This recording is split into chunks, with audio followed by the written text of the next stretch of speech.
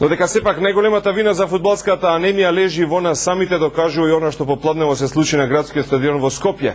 Вардар и кога конечно на заминување на годината реши да почне каква таква прослава на јубилеот 60 години постоење, му се случи скандал.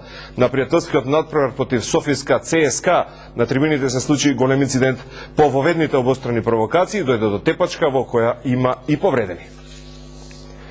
Несватливо е што ваков инцидент се случува на фудбалски надпревар што треба да биде ревијален и што е дел од една свеченост, наместо расположението да биде соодветно на настанот на трибините повторно млади луѓе со многу агресивност, фрустрации и желба за крв.